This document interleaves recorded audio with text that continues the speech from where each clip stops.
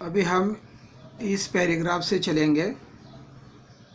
अब्दुल टेजवर चढ़ला। पहले पैराग्राफ में हमने देखा था कि दाजी साहब ने उसे सत्कार, तेव्हा देखो पीछे एक लाइन जाते हैं कि ये थोड़ा सा आपको समझ में भी नहीं आया था। तेव्हा त्या सत्काराचा स्वीकार अब्दुल मियांनी इथं येऊन करावा। दाजी साहब ने राम भगवान का सेतु बंधन के बारे में बताया था उदाहरण।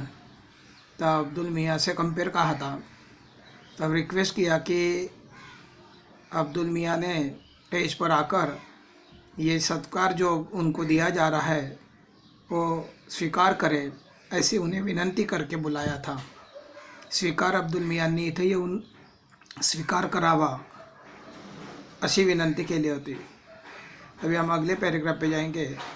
अब्दुल टेजवर चढ़ला। अब्दुल आया टेज पर। दाजी साहब ने उन्हें रिक्वेस्ट किया था। अब्दुल मियाँ टेज पर आया। अब्दुल टेजवर चढ़ला। दाजी साहेबांनी फुलांचा गुच्छ, फूलों का बुके देकर, गुच्छ ढेर सारे फूलों का एक साथ एक गुच्छ बनाया जाता है, बुके बनाया जाता है, उसे गुच्छ कहते हैं। दाजी साहब ने अब्दुल मियाँ के हाथ में फूलों का गुच्छ दिया आणि तपोवनातील लोकांनी तयार केलेली सुंदर फुलदाणी त्याला दिली। और तपोवन के लोगों ने तैयार किया हुआ एक सुंदर फूलों की फुलदानी दाजी साहब ने उसको दिया। एक फूलों का गुच्छ दिया और एक फुलदानी दिया। फुलदानी एक फ्लावर पॉट के जैसा होता है, एक सुंदर, उसे दिया। डाळ्यांचा कडकडाट झाला। फिर जैसे ही दाजी साहब ने अब्दुल मियाँ का अभिनंदन किया, फूलों का गुच्छ देकर, फुलदानी देकर, तो लोगों ने तालियों का बरसाव किया। कडकडाट म्हणजे तालियों का आवाज़, क्लॅप का आवाज़। अब्दुल अतिशय भारावून गेला। भारावून जाणे, आश्चर्यचकित होणे। अब्दुल बहुत आश्चर्यचकित हुआ। त्याने चटकन क्विकली, पटकन, चटकन, लवकर दाजी साहेबांच्या पायांना स्पर्श केला। देखो, दाजी साहेबांच्या, त्याने चटकन दाजी साहेबांच्या पायांना स्पर्श केला। देखो, स्पर्श केला। बराच उशीर झाला होता, देर हो गई थी बहुत। अमरावतीहून आलेली निमंत्रित मंडळी मोटारीतून जाणार होती।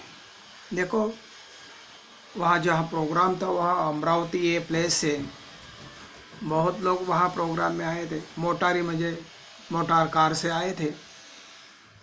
आमंत्रित, निमंत्रित, आमंत्रित, जिनको जिनको आमंत्रण दिया था वो मंडळी म्हणजे लोग मोटार गाड़ी से, कार से आए थे। दाजी साहेबांनी अब्दुल्ला त्यात बसवले।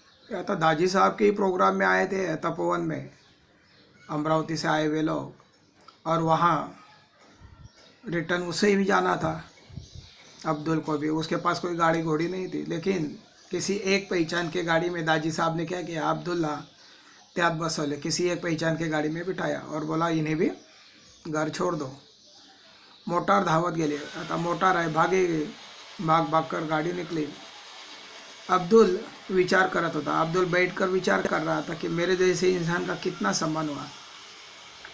आज शन्नूला आणायला हवे थे। फिर उसके मन में एक विचार आया कि आज मैं तपोवन में क्यों जाता था साल में 2 दिन, और पैसों से सम्मान कितना बड़ा होता है, तो आज बोले शन्नू को यहाँ लाना चाहिए था, आणायला पाहिजे होते, इस प्रोग्राम में लाना चाहिए था। तिचा गुस्सा तरी कमी झाला असता। उस गुस्सा हिंदी शब्द है एक्चुअली, राग। उसका जो राग है, क्रोध है मन में तपोवन जाने का, वो थोड़ा कम हो जाता था। तिचा गुस्सा तरी कमी झाला असता। आकाशात अष्टमीचा चंद्र हसत होता। आसमान में उस दिन अष्टमी थी और अष्टमी का चांद आसमान में हंस रहा था। ऐसी कल्पना उसके दिल में आ गई, मन में आई। आकाश मेघ रहित निळ्या नितळाईनं नटले होते। मेघ रहित का मतलब क्या होता है? मतलब कि आसमान में काले बादल नहीं थे। मेघ के बगैर नीला आसमान, नितड़ाई जैसे पानी नितड़ होता है, जैसे माखन को हम गरम करते हीट करते उसका घी बनाते हैं तो नितड़ एकदम घी बनता है। नितड़ मुझे स्वच्छ साफ एकदम, वैसे आसमान भी बगैर बादलों से बहुत नीला सुंदर दिखाई दे रहा था, नटला होता म्हणजे सजा हुआ था। आकाश मेघरहित निळ्या नितळाईने नटले होते। आसमान भी बादलों के बगैर नीला अंबर बहुत अच्छा सुंदर सजा हुआ दिखाई दे रहा था। वातावरण अंतर्बाह्य, वातावरण अंदर बाहर, मन के अंदर भी और बाहर भी प्रसन्न वाटत होते। देखो बेटा, मन को जब दुख होता है ना तो बड़े गलत गलत विचार मन में आते हैं। आनंद होता है तो अंदर बाहर मन साफ होता है, पवित्र होता है, आनंदी होता है, तो बाहर भी आनंद लगता है उन्हें। निसर्ग भी सुंदर दिखाई देता है। देखो, कितना भी मन दुखी हो तो निसर्ग सुंदर नहीं दिखाई देगा। रोते हुए इंसान को आसमान सुंदर थोड़ी दिखेगा। रोते हुए इंसान को खाने की इच्छा भी नहीं होती है। वैसे दुखी इंसान कभी सुंदरता का अनुभव नहीं ले सकता। आज वो बहुत खुश है, इसलिए वातावरण अंदर बाहर म्हणजे मन के अंदर और मन के बाहर, अंतर बाहर, इन आउट, प्रसन्न वाटत होते, प्रसन्न लग रहा था। अंबा देवीच्या चौकात मोटार थांबली। आ गई गाड़ी, अमरावती में आई। अमरावतीहून आए हुए जो निमंत्रित लोग थे वो अभी अमरावती में पहुंच गए। अंबाबाई का मंदिर था, वहाँ चौक में गाड़ी रुक गई। अब्दुल खाली उतरला, अब्दुल नीचे उतरा गाड़ी से, घर आया। अब्दुल येता शन्नू उठली। जैसे ही अब्दुल घर में आया तो शन्नू उठी, थाळीत चपाती आणि वांग्याची भाजी घेऊन, थाली म्हणजे प्लेट, खाने के प्लेट में बैंगन की सब्जी घेऊन लेकर तिने थाळी अब्दुल समोर ठेवली। चपाती म्हणजे रोटी पोड़ी, भाजी बैंगन की और चपाती थाली में रखकर अब्दुल के सामने रखी, म्हणजे खाना परोसा उन्हें। अब्दुल एखाद्या अपराध्यासारखा मान खाली घालून जेवू लागला।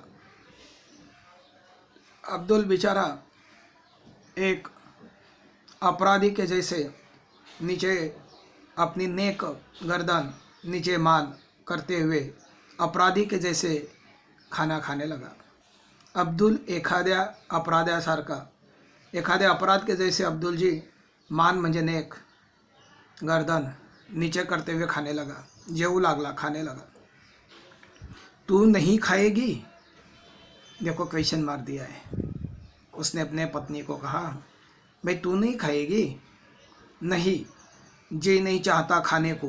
देखो हिंदी ज़रा थोड़ी बोली भाषा की है, तो ये अक्सर बोली भाषा में ऐसे शब्द बोलते हैं। नहीं, जी नहीं चाहता खाने को, एक्सक्लेमेटरी मार्क है बेटा, उद्गारवाचक वाक्य है ये। जी नहीं करता है खाने के लिए। अनवर जेवला, सेकंड सवाल किया कि अनवर ने खाना खाया? जेवला, पण खिम्यासाठी हट्ट धरून बसला होता।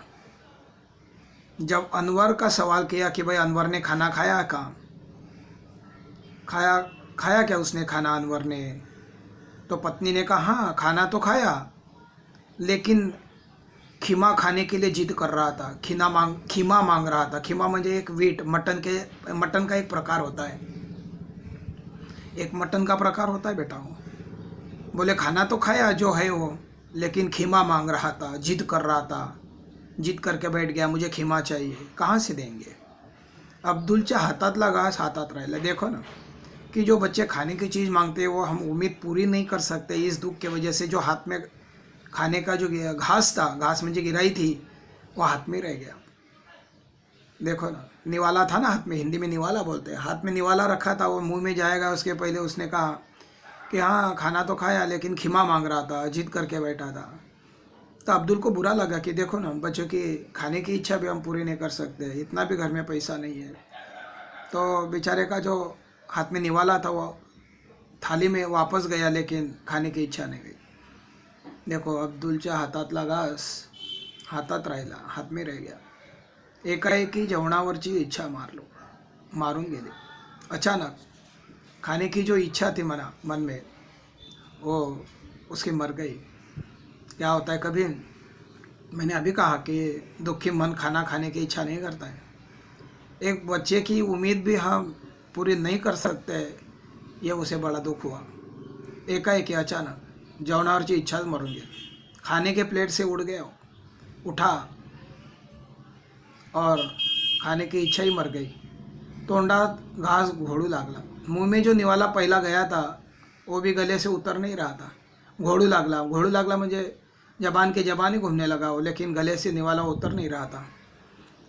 कितीदा सांगितला हा धंदा सोडून दूसरा धंदा सुरू करा, पण डॅ डॅ डॅ वापस उसके पत्नी ने कहा हुआ शब्द, वापस उसकी पत्नी ने वो दोहराया। कितनी बार बताया कि ये धंदा छोड़ दो, कितीदा सांगितलं, कितने बार बताया, हा धंदा सोडून द्या, ये धंदा छोड़ दो, दूसरा धंधा शुरू करा, दूसरा धंधा शुरू करो। पण का मतलब ये कहना चाहते कि आप सुनते नहीं हो। आप तपोवन जाना पसंद करोगे लेकिन धंधा बदलोगे नहीं। ये चूड़ियों का पुराना धंधा है, इसमें कोई मिलता नहीं है, धंधा अच्छा होता नहीं, मुनाफा नहीं होता है, बैलेंस नहीं रहता है, लेकिन आप सुनते नहीं हो। ऐसा बहुत सारा कुछ उनको सुनाना चाहती है। शन्नूचे पुढचे बोलणे अब्दुल ने ऐकलेच नाही, मतलब पण के आगे उन्होंने शन्नू का कहना सुना ही नहीं। शन्नूचे पुढचे बोलणे अब्दुल ने ऐकलेच नहीं, सुना ही नहीं। तो चटकन उठला, तुरंत वहाँ से उठा, हाथ धोन अनवरच्या शेजारी येऊन पडला, हाथ धो लिया, खाना खाते खाते उठ लिया। बीबी बोल रही थी, कितने बार बोला धंधा छोड़ दो, ये धंधा छोड़ दो, पण के आगे क्या उसने सुना ही नहीं। निकल उठा वहाँ से, चटकन जल्दी हाथ धो लिया और धोकर अनवर के बाजू में लेट गया। अनवर जहाँ काट पर सोया था वहाँ उसके बाजू में लेटा। शन्नूचे बोलणे त्यातला शब्द न शब्द त्याला पाठ होता। शब्दों का कहना, बोलना म्हणजे कहना, वो शब्दों में शब्द, एक एक शब्द माना उसका याद था। कितीदा तरी तेज तेज शब्द बोलून झाले होते। कितने बार शन्नू का यही कहना बार बार हुआ था और उसने अब्दुल ने सुना भी था। नवीन धंधा, नवीन धंधा। जहाँ वो लेटा हुआ था अनवर के पास, वहाँ से ही ये कितने बार उन्होंने धंधे के बारे में ताना सुनाया था अब्दुल को। उस पर जवाब देते हुए जहाँ से लेटा हुआ था अनवर के बाजू में, वहाँ से ही ज़ोर से आवाज़ देते हुए कहा, नवीन धंधा, नवीन धंधा। गुस्से में कहा, नवीन धंधा, नवीन धंधा। भांडवल नको का? भांडवल का मतलब है भाई नवीन धंधा, नवीन धंधा आप कहते हो बराबर है, लेकिन पैसा नहीं चाहिए क्या? अरे भाई धंधा शुरू करना है तो पैसा भी तो लगेगा पहले, पैसा चाहिए, भांडवल नको, पैसा नहीं चाहिए, कुठून आणणार, कहाँ से लाएंगे, कुठून आणणार? नवीन धंधा, नवीन धंधा, नया धंधा, नया धंधा, पैसा नहीं चाहिए, कहाँ से लाएंगे? तो थोड़ा सा जोराने व शन्नूला ऐकायला जाईल अशा आवाज़ात बोला। थोड़ा जोर से शन्नू को सुनने में जाएगा इतने आवाज़ में वो बोला। तो थोड़ा सा जोराने, थोड़ा जोर से, पण शन्नूला, लेकिन शन्नू को ऐकायला जाईल, सुनने में जाएगा अशा आवाज़ात बोला, ऐसे आवाज़ में बोला।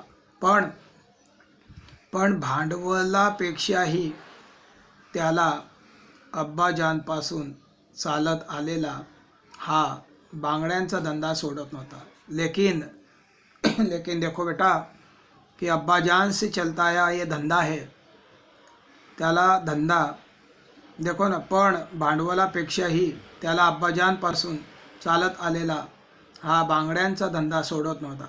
अब्बाजान से ये धंधा वो कर रहा था, अब्बाजान से लेकर परंपराओं से धंधा चल रहा था, और अपने पीढ़ीजात धंधा जो चल रहा है वो धंधा छोड़ने की उसकी इच्छा नहीं हो रही थी, क्योंकि हमारे अब्बाजान से ये धंधा चालू था, दादा परदादा से ये धंधा चालू था और उसे अचानक छोड़ने की इच्छा नहीं हो रही थी।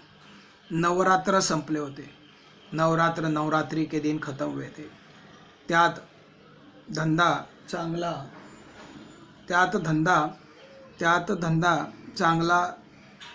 झाला। नवरात्र के टाइम में धंधा अच्छा होता है। नवरात्र देखो बेटा,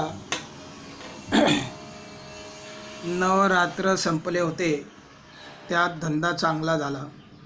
नवरात्रि में अष्टमी के दिन होते हैं, धंधा अच्छा होता है। अब्दुल का भी धंधा अच्छा हुआ। लोग आता दिवाळीच्या तयारीला लागले होते। अभी लोग दिवाली के तैयारी में लगे हुए थे। रघु भैया ने दुकानाला रंग देण्याचे काम काढले होते। देखो, रघु भैया ने दुकान को कलर देने का काम चालू था। मुझे रघु भैया ने कलर देने का काम निकाला था। अब्दुल दुकानावर आला। अब्दुल दुकान पर आया।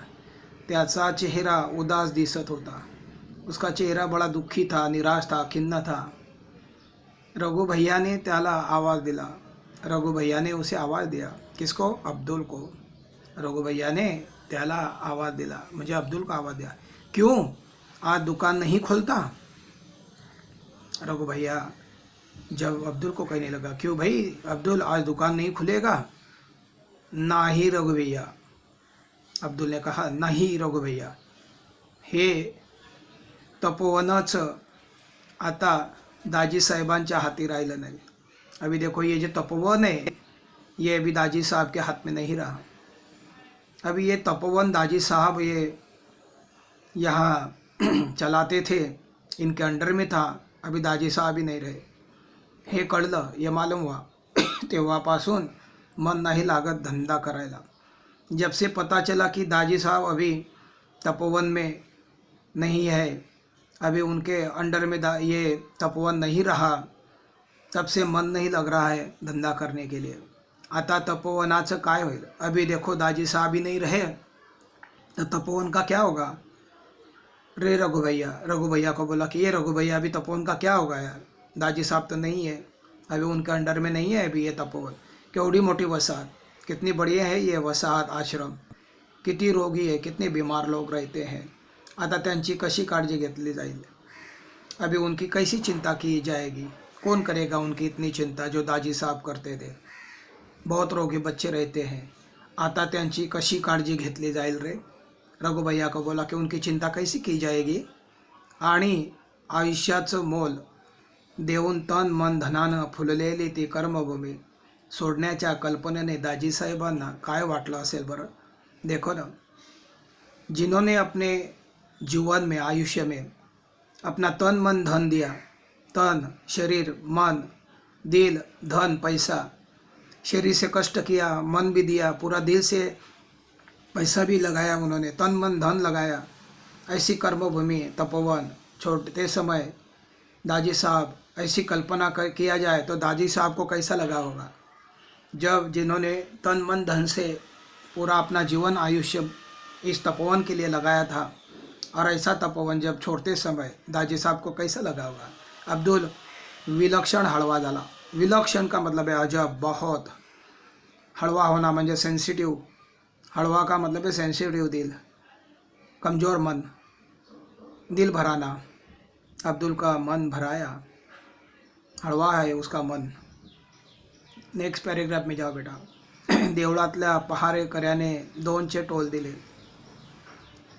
देवळ म्हणजे मंदिर, मंदिर का जो पहारेकरी है, वॉचमैन, वहाँ पहारेदार, उसने ढोल के बेल बजाई। शन्नू घोरत होती, म्हणजे रात के 2 बजे घोरत होती, म्हणजे खराटे दे रही थी। अनवर गार्ड झोपला होता। अच्छा, मंदिर में जो घड़ी के जैसे जितने बजते हैं ना उतने टोल दिए जाते हैं। तब रात के 2 बज रहे थे, शन्नू गहरी नींद में थी, खराटे दे रही थी। घोरना म्हणजे खराटे देना। अनवर गार्ड झोपित होता, गहरे नींद में था। गार्ड झोप म्हणजे नींद, गार्ड म्हणजे गहरी नींद, गहरे नींद में था। अब्दुल उठा। अगदी हलकेच कोपऱ्यात बांगड्यांच्या पेटीवर ठेवलेल्या पिशवीतील एक एक वस्तू बाहर काढू लागला। आकलन कृति में ये सेंटेंस में पूछा जाता है कि अब्दुल के थैले में कौन कौन सी चीज़ थी। तो यहाँ बताए बेटा, अब्दुल उठा। अब्दुल इतने रात को उठा, अगदी हल्के, बिल्कुल स्लो, जैसे कि आवाज़ ना हो और बच्चे बीवी उठे नहीं, हल्के स्लोली कोपऱ्यात कोने पे बांगड्यांच्या पेटीवर ठेवलेल्या पिशवीतील, बांगड़े के पेटी पर रखे हुए थैली में एक एक वस्तु, एक एक चीज़ को बाहर काढ़ू लागला, बाहर निकालने लगा। पाउडरचा डब्बा, अभी आकलन कृति में ध्यान देना कि ये एक एक चीज़ आपको आकलन कृति में पूछी जाती है। पाउडर का डब्बा, रुमाल, रिबिनी, पीना, सोनेरी बांगड्या, साध्या बांगड्या, नायनांच्या बांगड्या, अभी आपको पूछा जाता है कि अब्दुल के थैली में कौन कौन से चीज़ थे, तो पाउडरचा डब्बा, रुमाल, रेबिनी, पिना, अनेक वचन रेबिनी, एक वचन रेबिन, पिना, एक वचन पिन, सोनेरी बांगड्या, बांगडी एक वचन, अनेक वचन, बहुत होता था ना सामान, साध्या बांगड्या, सिंपल चुड़िया, नायनांच्या, नायनन एक प्रकार होता है, नायनन की बांगड्या, संक्रांतीला हे सारे तपोवनात नेणार। अभी आने वाले संक्रांत को अब्दुल तपोवन में लेके जाने वाला था। जैसे उन तपोवन के लेडीज़ ने, औरतों ने, महिलाओं ने उन्हें ये डिमांड किया हुआ था। तिथे चुडीवाला म्हणून स्त्रिया मुलीबाळी धावतच, देखो ना बेटा, धावतच चुडीवाला म्हणत स्त्रिया मुलीबाळी धावतच त्याच्याजवळ जमणार होत्या। काही काळ तरी सारे विसरून हसणार होत्या। देखो यहाँ पे वापस जाइए कि पाउडरचा डब्बा, पिशवी में क्या क्या था, तो पाउडरचा डब्बा, रुमाल, रेबिनी, पिना, सोनेरी बांगड्या, साध्या बांगड्या, नायननच्या बांगड्या, संक्रांतीला हे सारे तपोवनात नेणार होता। संक्रांति में सब कुछ लेके जाने वाला था। तिथे चुडीवाला म्हणून स्त्रियाँ मुलीबाड़ी, वहाँ तपोवन में वहाँ की जो लेडीज़ है, महिलाएं, चुडीवाला मुलीबाड़ी, वहाँ के बेटियाँ, छोटे बच्चे धावतच भागते हुए त्याच्याजवळ जमणार होत्या, उसके पास आकर इकट्ठा होने वाले थे। काही काळ तरी सारे विसरून हंसणार होते, कुछ समय के लिए अपना दुख भूलकर वो मेरे पास चुड़िया भरने आने वाले थे। काही आणि यांचे हसू बघून अब्दुल मनोमन लोग सुखावणार होता, और मैं चूड़िया लेके जाने वाला था। वो मेरे पास आते थे, हंसते थे, खिलते थे, अपना मन का दुख कुछ समय के लिए भूल जाते थे। हंसकर अब्दुल, म्हणजे त्यांचे हसू बघून, उनके हंसी देखकर, खुशी देखकर अब्दुल मनोमन सुखावणार होता। अब्दुल को उसकी खुशी होने वाली थी, थोड़े समय के लिए उसे भी सगुन मिलने वाला था। पण आता सारे संपले, लेकिन अभी तो सब खत्म हो गया है, होने वाला है, संपले होते, ख़त्म हो गया है। स्वतःसाठी सारे जगतात, अरे खुद के लिए तो सभी जीते हैं। यहाँ पे स्लोगन लिख सकते हैं बेटा, स्वतःसाठी जगलास तर मेलास, दुसऱ्यासाठी जगलास तर जगलास। स्वतःसाठी सारे जगतात, खुद के लिए तो सभी जीते हैं। पण यहाँ पे एक स्लोगन मैंने बताया, वो लिख सकते हैं, स्वतःसाठी जगलास तर मेलास, स्वतःसाठी जगलास तर मेलास, दूसरासाठी जगलास तर जगलास। ऐसे इन्वर्टेड कामा में स्लोगन लिख सकते हैं, म्हणजे खुद के लिए जीना मरने के बराबर होता है, दूसरे के लिए जीना तो जीना होता है। स्वतःसाठी सारे जगतात, खुद के लिए तो सभी जीते, पण दूसऱ्यासाठी जगण्यातला आनंद, लेकिन दूसरों के लिए जीने का जो आनंद होता है, त्या आनंदाचे सुख वर्षातून फक्त दोनदाच अब्दुल अनुभवायचा, लेकिन त्या आनंदाचे सुख वर्षातून फक्त दोनदाच अब्दुल अनुभवायचा। मतलब साल में 2 बार तपोवन में जाने वाला जो अब्दुल है, उसको सिर्फ साल में 2 बार ये आनंद का, खुशियों का अब्दुल को अनुभव मिलता था। पण आता ते ही मिलणार नव्हते। अभी तो वो 2 दिन साल के, वो भी खुशियों के दिन उसे नहीं मिलने वाले हैं। एखाद्या वस्त्राचा एकाएकी रंग उडून जावा, जैसे उन्होंने मन में कल्पना की कि जैसे एखादा कपड़े पर कलर होता है और अचानक वो कलर उड़ जाए, तशी त्याची जीवन इच्छा एकाएकी उडून गेली। एखादे कलरफुल कपड़े का कलर अचानक उड़ जाए, वैसे ही उसके भी जीवन इच्छा अचानक वो कलर के जैसी उड़ गई है, एकाएकी अचानक उडून गेली। एखाद्या वस्त्राचा एकाएकी रंग उडून जाणं, म्हणजे एखाद्या कलरफुल कपड़े का कलर अचानक उड़ जाए, तशी त्याची उस प्रकार से उसकी भी जीवन इच्छा एकाएक उड़ून गेली है। वो कलर के जैसी, कपड़े के कलर के जैसी उसकी भी जीवन की इच्छा भी अचानक उड़ गई है। त्या साऱ्या वस्तूंकडे बघता बघता अब्दुलचे डोळे पाण्याने काठोकाठ भरून आले। उस चीज़ों के तरफ देखते हुए, वो थैली में जो तपोवन के औरतों को चीज़ लेके जाने वाला था, वो उन्हें प्रसन्न करने वाला था, उसको भी उसका सगुन मिलने वाला था। लेकिन अभी उन चीज़ों के तरफ देखते देखते आँखों में आंसू आ गए, आंखें भर आई, पूरे पलके काठों काठ, जैसे नदी में किनारे भर जाते हैं बाढ़ में, वैसे आंसुओं से उनके आँखों के किनारे भर गए हैं। त्यात तपोवनाचा परिसर विरघळत होता, वही तपोवन का परिसर उनके आँखों के आंसू में पिघल रहा था। हळूहळू स्लो रात्र उतरणीला लागली होती। आहिस्ते आहिस्ते रात उतरती जा रही थी, मॉर्निंग होने वाली थी। ऐसा ये लेसन अब्दुल का चूड़ी वाला ये लेसन है। बहुत ही मस्त सुंदर लेखिका ने हमें बताया बच्चों। चूड़ीवाला जयश्री रुईकर 1939, ये जो लेखिका है उनके जो 2.5 लाइन है बेटा, परिचय आपको सहारा देंगे। कभी भी स्वमत लिखते समय परिचय का वापर कीजिए, सुंदर बनाइए। तो ये 2.5-3 लाइन और ये इंट्रोडक्शन 1-2 बार अच्छी तरह से पढ़ो, लेखिका का नाम पढ़ो, उनका जन्म डेट पढ़ो और अच्छा रिवीजन उनका करो। अगले बार हम दूसरा वीडियो देखेंगे।